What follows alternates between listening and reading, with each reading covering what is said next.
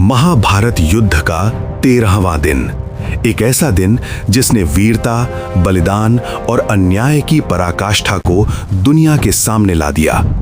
इस दिन का नायक था युवा योद्धा, जिसकी कहानी आज भी दिलों को झकझोर देती है। सुबह का समय था, कुरुक्षेत्र की धरती फिर से युद्ध के लिए तैयार थी।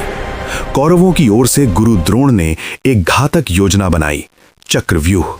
ये एक ऐसी युद्ध रचना थी जिसे तोड़ना हर किसी के बस की बात नहीं थी।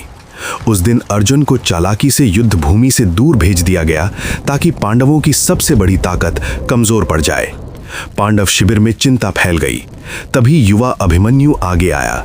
उसे चक्रव्यूह में घुसने की कला आती थी, लेकिन बाहर निकलने का पूरा ज्ञान नहीं था। फिर भी उसने बिना डरे युद्ध में उतरने का निर्णय लिया। उसके चेहरे पर भय नहीं, बल्कि वीरता की चमक थी। जैसे ही अभिमन्यु चक्रव्यूह में प्रवेश करता है, कौरव सेना में हलचल मच जाती है। वो बिजली की तरह हमला करता है। उसके बाण एक के बाद एक दुश्मनों को गिराते हैं। वो अकेले ही कई महारथियों को चुनौती देता है और उन्हें पीछे हटने पर मजबूर कर देता है। लेकिन धीरे धीरे स्थिति बदलने लगती है।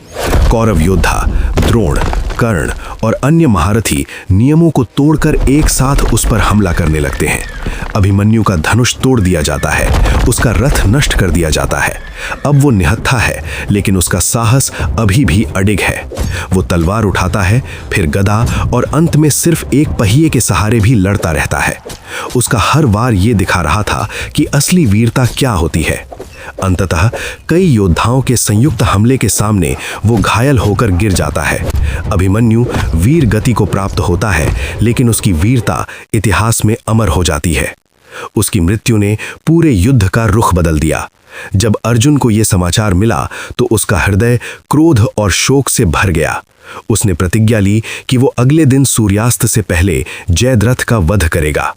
ये दिन सिर्फ एक योद्धा की मृत्यु नहीं थी, बल्कि ये धर्म और अधर्म के बीच की रेखा को और स्पष्ट कर गया।